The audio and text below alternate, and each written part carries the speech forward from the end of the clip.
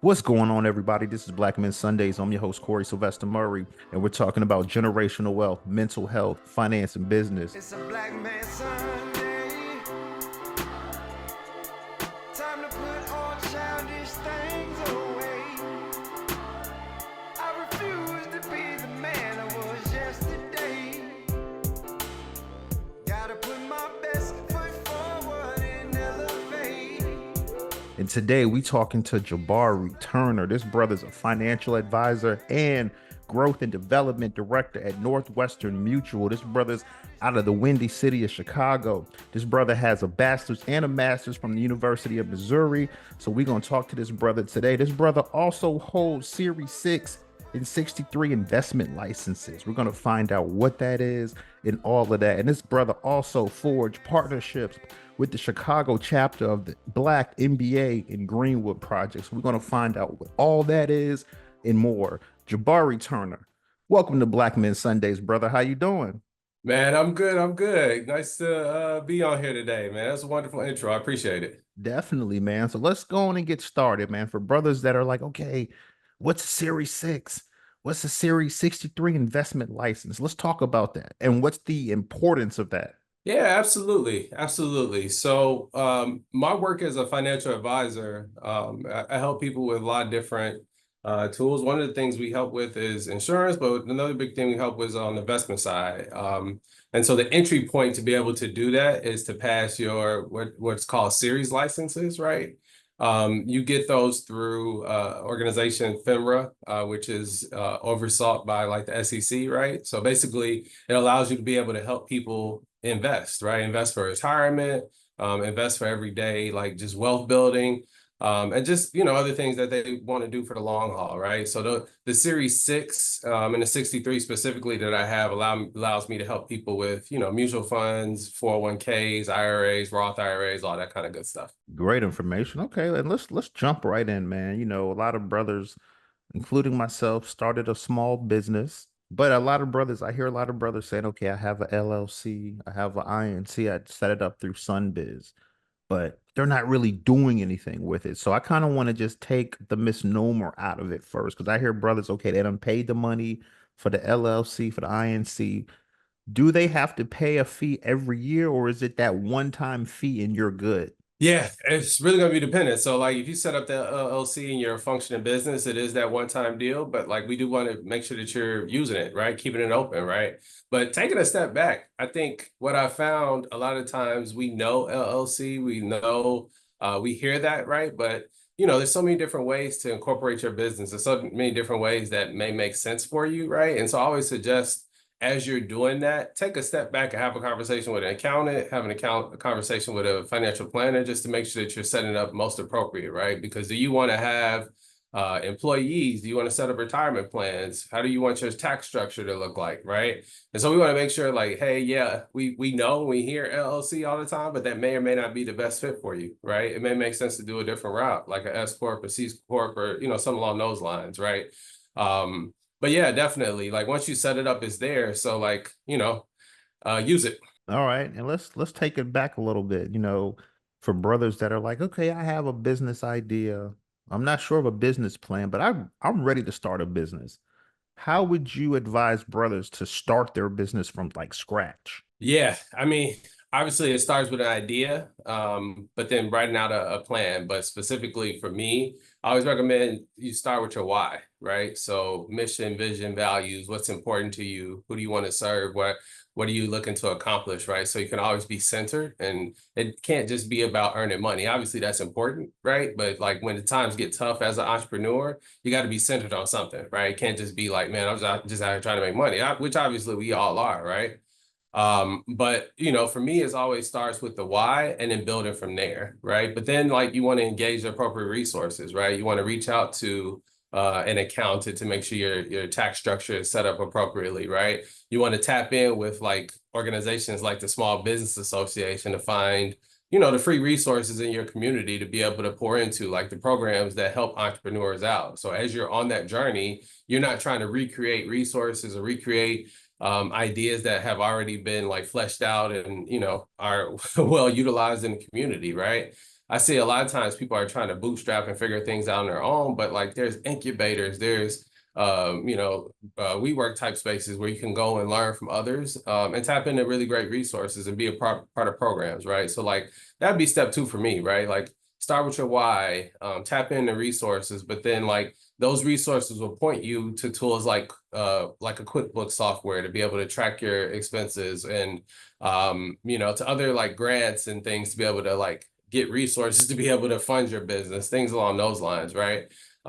So at the core, you always want to have a plan, but the plan should be rooted in your why. Okay, got you. And then let's say now we're past that step and we're trying to get our finances set up. We have this great idea. We've spoken to our advisors, our accountants, and we're like, okay, we're ready to rock.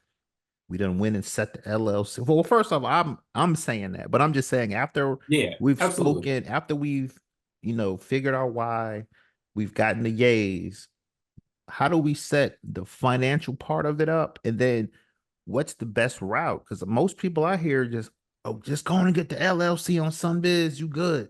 So is there a better way to do that? Or is that like the way once, you've already aligned everything up and now you're ready to really dive right in and get the finances going? Yeah, I mean, that's a starting point, right? At the core, though, first thing, I would open up a business checking account, business checking, business savings, right? And then some form of software to be able to track your expenses. Because as an entrepreneur, you want to be making sure you're keeping track of your, income and your expenses, right? Because especially at tax time, you want to have the ability to be able to deduct and, set your taxes up appropriately, right? And so at the rudimentary step, go open up a small business banking account, small business savings, hopefully open up a line of credit that they'll throw your way, and then open up a QuickBooks for small business. That's a really cool software that you can use to track all your income, track your expenses. It tracks your mileage if you're using your car.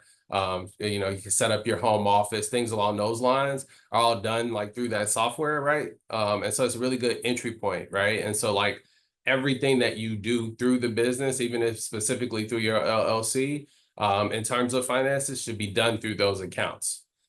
Because what you're setting yourself up for is to be able to have a solid what's considered a profit and loss statement, so that as you go and try to get grants, as you go and try to get funding and resources, try to secure those in the community, you're able to get them because they see that the structure of your business is sound. A lot of times when I'm working with entrepreneurs, they dive right in and they're just doing the work, but they skip those important steps. And then when it is time to go out and get funding, they can't necessarily get approved because they have to do 2-3 years of back accounting work to make their business look sound financially on paper. So at the core, if you can get a business checking, savings, and some sort of software, I say QuickBooks, but there are a lot of them out there to be able to track and do that from the beginning, so you don't have to do that catch-up work down the road. Got you. And what about, because a lot of times on our show, like I said, we're over 120 some episodes. We've talked about, setting up a business checking account. We've also talked about the business line of credit, business credit cards. But what other advice would you have as far as setting up your business? Because I feel like one thing we've talked about how to set it up, but what about setting up like a business emergency fund? Is that something to do off rip, or should you kind of already kind of be in motion before you even think that far ahead? Yeah, so it's really, really great question. So it's really dependent on, to me, if you're taking the route of like ripping the Band-Aid and going 100% entrepreneurial, or if you're doing more of a side hustle, right? If I'm in a side hustle world, I am, still working my 9 to 5, but then I'm bootstrapping, building up this company on the side, right? And so like I have that safety net of knowing that every couple weeks or 15th and 30th, a check is coming from our everyday job, right? And so that can be some of my like extra that I put into the business to fund the savings, right? But if you know you're ripping the Band-Aid and you don't necessarily have funding yet, I would want to secure some funding, or I would want to, start to funnel as you're still working a 9 to 5. I would start funneling some of the extra resources you have into building a reserve for your business, right? Because on paper, yeah, it sounds good, like go out and get business funding, but a lot of times, a lot of those grants and a lot of different resources are going to want to see some success. And so without that initial early on success, you're really just figuring it out on your own, right? So like for me, it's about funneling the appropriate resources into savings to have that reserve built up, right? So like for me, I have you know, 4 employees right now, right? And so like I have to make sure that on 15th and 30th, that they're gonna get their check no matter what, right? And so like for me, it was important before I got to that space of every time I expanded, I wanted to make sure that I at least had 3 months of expenses of my business expenses saved up so that I can make that comfortable expansion. Because people don't want to hear excuses when it's time to, when payday comes. So I would definitely encourage that. And so like you at least have something to fall back on. But then also too, thinking about it, that's where the line of credit comes in, right?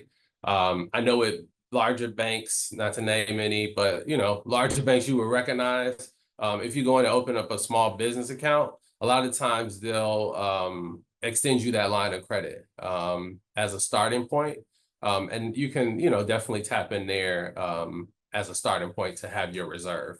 But that's not something you want to always lean on too heavy. It should be a, case of emergency type deal. I got you. Now, what about the brothers that, okay, they've established their business, they've been in their business? Because, from brothers that I've spoken with and sisters too that's come on this show, they said the first year or two of their business, they didn't really make any money. They were spending, but then that third to fifth year is when they really started bringing money in. So would you say at that point that is your day job where you're able to pay yourself and employees from that? Is that where you should set that emergency fund up for your business? I would start building it from scratch. Okay. So like, for me, it's having that safety net just in case, right? Because ultimately the first couple of years, really, I always tell people it takes 5 years to really establish a solid business that is is going to be around, right? And so like I always recommend having that some sort of safety net, right? Like I'm a planner at my core, right? So like I help people with, personal financial planning. And on the personal side, we always recommend having 3 to 6 months of expenses saved up. And so it's no different for me on the business side, which is, it's easy said on paper. I know when you first start in your business, pretty much everything that comes in goes out. And so like, as you're doing that, it's really important to even just put, as much as you can aside for that rainy day that'll potentially come, especially when you do bring on staff. But I kind of want to take it back for a little bit, man. You from Chicago, you had a career in the nonprofit industry, you forged partnerships with the Chicago chapter of the Black MBA and Greenwood Project. So let's just take it back with you, brother from the Windy City. How did you get into wealth, financial advising, generational wealth? How did you get into that? Yeah, no, I appreciate that question. I grew up Inglewood, right? South side of Chicago, born and raised, single parent home, right? And so like for us, finances were more about surviving day to day, making sure that we, ate on a regular basis and, clean clothes and, nothing lavish, right? Like we didn't go on nice trips. We didn't do, that whole deal, right? That American dream, if you will. And so it was really important to me to be able to go to school and to be able to provide a different life for my family. And so after I graduated college, I actually got a job in Kansas City working at a foundation that helped kids basically go to school, right? So we worked with them from 7th to 12th grade. And after they graduated, we actually gave them full ride scholarships to college. And how amazing it was to send 300 kids a year to school for free, right? And I saw the impact that was having on them, having on their families, and having on their communities. And I thought, like, for me, why not be able to be a vital role in making sure that can be more than just those families who were lucky to have it. And so as I transitioned back up here to Chicago, I was interviewing at a bunch of different nonprofits, but I knew in my heart of hearts, I always had a passion for this work. But to be real, I didn't even know that this was a pathway, right? Like I didn't know, like, without like having, a finance degree from Harvard, and multimillionaire clients that you can tap into to invest $500,000. Like I didn't even know that was a pathway, right? Like for me, like when I learned that I could work and help everyday folks, like, you know, a mom who worked for, you know, 35 years for Chicago Public Schools, but never was able to have a conversation with someone who does what I do.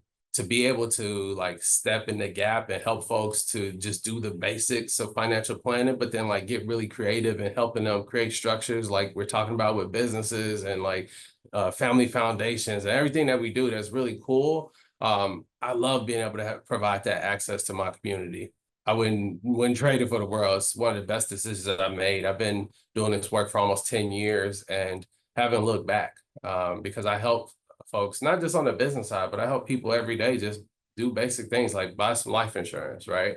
And unfortunately, like a couple weeks ago, one of my, you know, clients passed away, but it was a different conversation to be able to bring that family a check for $500,000 than them having to send out a GoFundMe to figure out how they were going to, you know, bury that person. So I see the impact of the work every day. And so like, I love the work that I do, but you know, it's a challenge because you know, I specifically work in our community. And I have to overcome folks being burned in the past, right? Like, I have to overcome like the lack of access and education that our community has seen in the past. And, you know, for me, it's really, really important to educate and inspire people to action. And so if I can make, you know, a couple folks a week understand the importance of this work and take action, then I know I'm making a difference for the long haul of our community. Great information. That kind of leads right into my next question. You know, we're talking about community.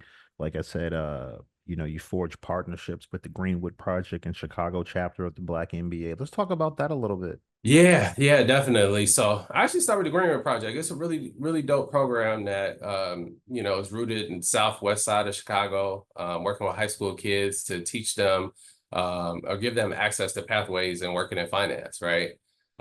Most of the companies that the Greenwood Project has partnered with are like Fortune 100, Wall Street, you know, really large Goldman Sachs investment banking funds and investment firms across the country. And these kids are able to go in and do internships and learn and get exposure to upper management and leadership within those organizations and get exposed to a career in finance, right? Working in finance is at the same time one of the most challenging but most lucrative careers there is, right? And so a lot of times students aren't familiar with that because they don't necessarily have access to see that. I know in, you know, my world, I knew teachers, you know, I knew folks who did other things, right? But like I never knew anybody who was a investment banker or, you know, something along those lines. So these kids get to go to Wall Street, they ring the bell at the New York Stock Exchange, and they get to do a lot of cool work, right? And what we've seen over the years is now that there's proof of concept with the program, the kids are graduating college and they're getting jobs at some of the most well-renowned firms in America.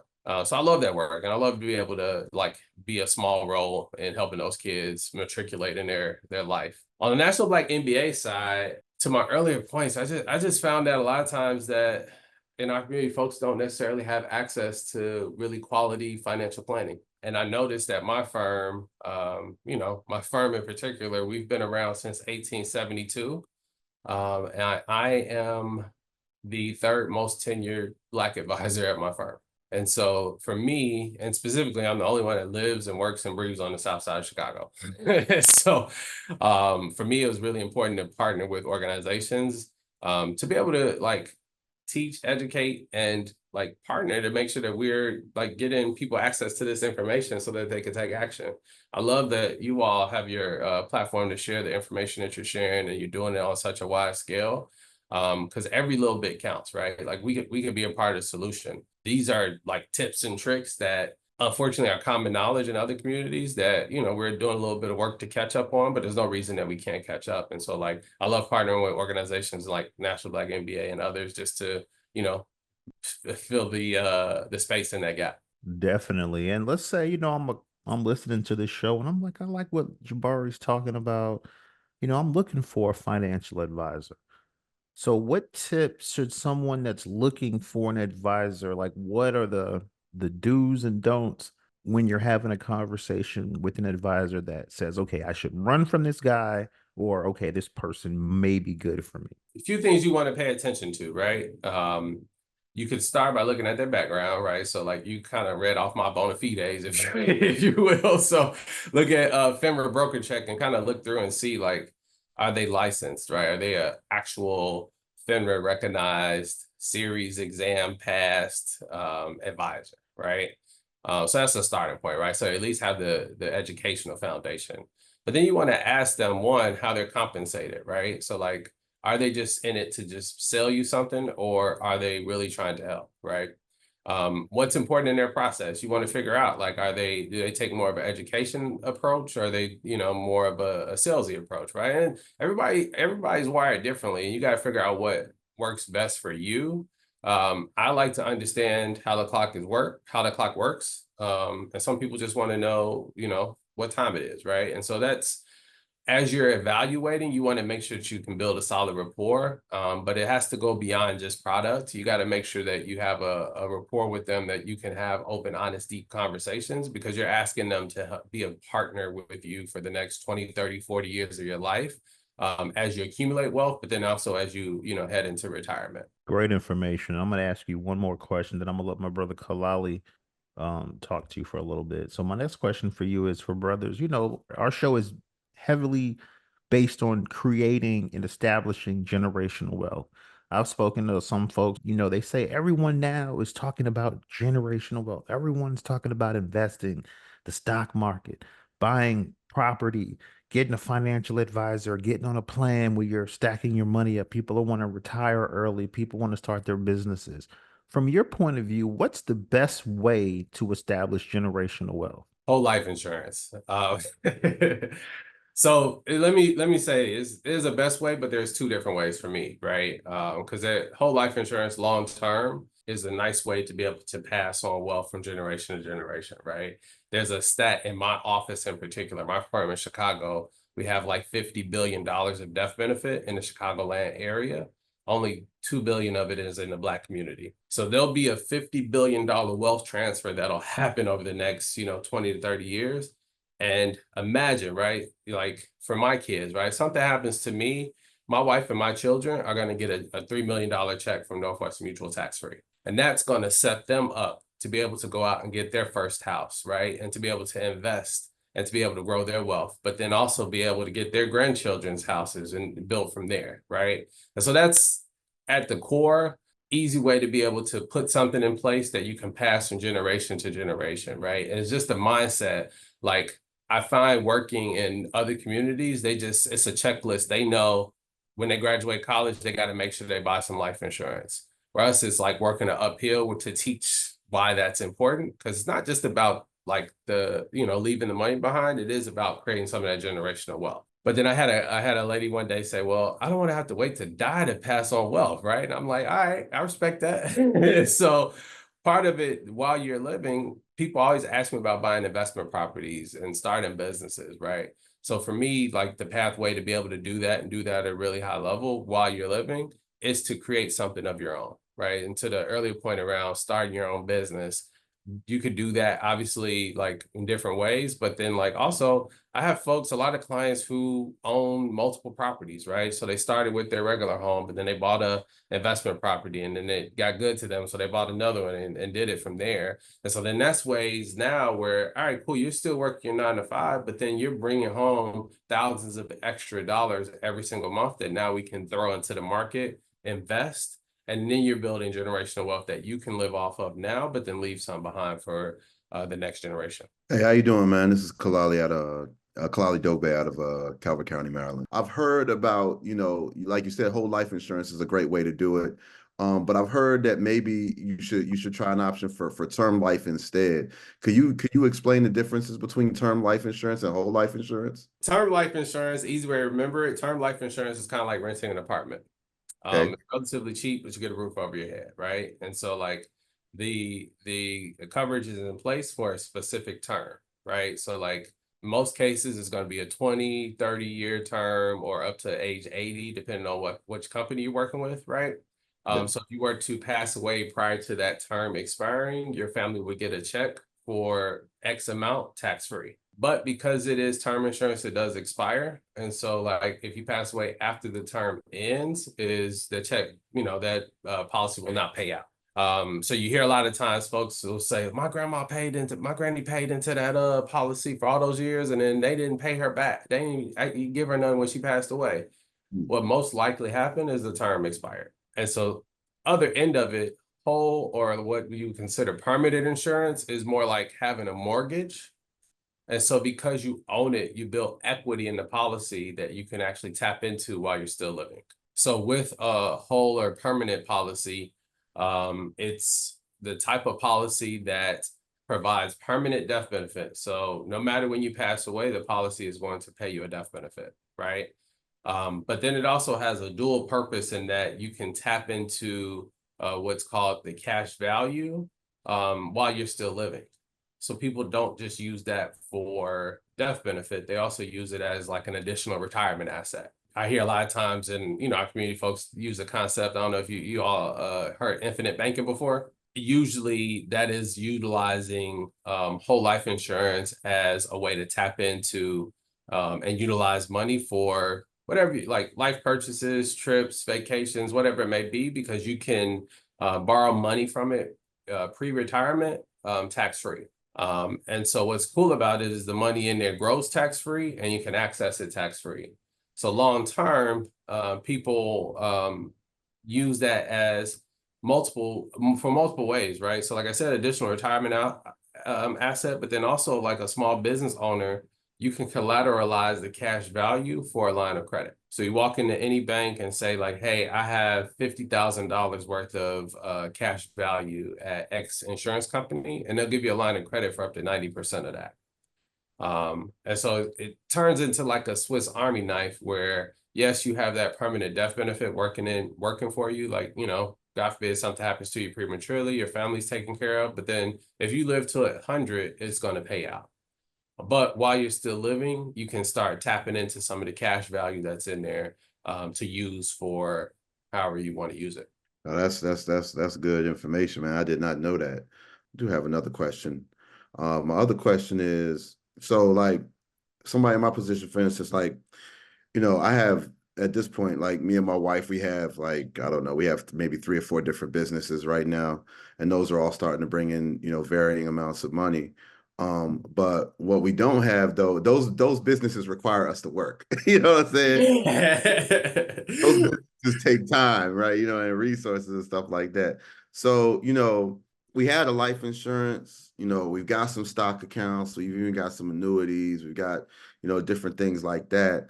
At this level, what are some other ways we can like try to identify passive flows of income? Yeah, so on the retirement side, like I would ask you, just to bounce it back to you, have you set up retirement accounts for those specific businesses, or like what are you doing for retirement, right? Because as a entry point, I would say let's at least get you to a point where, all right, cool, your main business, let's set up like a SEP IRA, right? Like it's a vehicle that you can put, $69,000 a year into it, but you can deduct a portion of it from your taxes, right? So it's a nice way for you to be able to build for retirement, but then create some tax savings right now. And then there's also like, solo 401ks and setting up Roth IRA. Like there's a lot of different vehicles out there, but, I would encourage you like as a starting point to look at, on the retirement side, ways that you can maximize being able to build retirement savings through all the different businesses that you have. Depending on how they're set up and depending on, your revenue, there's different approaches that you could take. So yeah, I mean, without giving you such like a cookie cutter answer, I think the first approach would be looking at like retirement and what's the best vehicle that you could set up to be able to maximize your savings across all those different businesses. And the cool thing is, depending on how the businesses are set up, you can set up different vehicles for each one, and we can maximize your tax savings across, all the different vehicles. Okay, cool. That's good to know. Yeah, definitely will start looking into that. I need to utilize that right now. We did a tax extension. So, the tax extension deadline is October 15th. So we'll be looking for some strategies on tax savings on some of those businesses as well. So definitely appreciate that little nugget of information. I mean, just I guess building off that, if I could pick your brain for a minute, like We do have a couple of debts that we wanted to pay off and things like that. Do you think it's wise to cash in an annuity to pay off debt? I'll add this to it. Like we have like, say we have like 401ks, right? So both me and my wife have 401ks. We have a separate annuity that we pay into that's just kind of sitting out there. And we were wondering if it would be wise, you know what I'm saying, to cash in that annuity, or take some money out of that annuity, not the whole annuity, but take, you know, a percentage out of that annuity to pay off like some credit card debt or some other outstanding debts that we have. Yeah, I would say, what's the return on annuity, right? So like, and because there's two parts to that, right? So like if it's debt that is not, there's good debt, bad debt, right? So like if the annuity percentage, the growth of it is outweighing the, you know, interest that you're paying on that debt, it's not necessarily worth it, right? So like if you, as an example, if the annuity is at, you know, 10, 15%, but then a lot of times I hear people like, man, I want to pay off this student loan, and the student loan is, you know, 4%. I'd rather you keep that money in an annuity earning 10% interest as opposed to then taking it and paying off a 4% debt. It's not worth it, right? But at the same time, if it's like a majority of it is consumer debt, right? Credit card debt, then, you know, we know that's at 25 to 30%, right? And so like, then it may make sense to, instead of cashing in an annuity, because, you know, there may be penalties with that. Are you past the accumulation phase where the penalties are expired? That may not be the best bet. So it may make sense to tap into your 401k, potentially do a 401k loan, which is at a much lower interest rate, right? So the 401k loan, depending on the company, may only be at 4%. So you take that, pay off the credit card debt, and then pay the loan back on the 401k at 4%, as opposed to the 30% loans that you're paying with the credit cards, right? So it's case by case depending on it, but it's really just, it boils down to math, which makes the most sense for you. But like in most cases, I'm going to say leave the annuity alone, and then we can tap in, you know, other resources that you potentially have. Appreciate the information, man. Thanks for spending some time with us today on Black Men Sunday. Yeah, well, hey Jabari, man, you enjoying yourself on Black Men Sundays, man? I am. You know, it's funny. Yeah, you know, I have 3 daughters, right? So it's usually Black Daughter Sunday for me. So like, we got volleyball, we got basketball, you know. So I just came from my daughter's basketball game, and then once we hop off, I'm gonna head to my other one's volleyball game. So like, you know, I enjoy being able to do that. Yeah, no, I got you, man. That's cool, man. And you know, one thing before I let you go, I have 2 more questions for you. I definitely want to talk about self-employment, retirement options, because I speak to a lot of business owners or people that want to be potential business owners. And they say what's really scares them, even if they have a successful business, is my day job. I have a great retirement plan. So I don't know if it's a good, but I'm making more money off my self-employed job. So it's like if you take the plunge and you leave, you know, this great day job, but you want to, you know, be self-employed, the retirement portion scares the H out of a lot of people. And like I also feel like that also turns away a lot of potential business owners because they're looking at, okay, what am I going to do? How am I going to be able to retire? And I'm self-employed and I need to put myself on the payroll. So let's talk about that before I let you go. Yeah, I mentioned a strategy earlier, especially for a solo entrepreneur. I would look at a vehicle called a SEP IRA. It's capital SEP. If not super familiar with it, but that one you can save $69,000 a year into it. But it's really like 25% of your reported income, right? So if you report 100,000, you can put 25,000 in there. The max limit is the 69.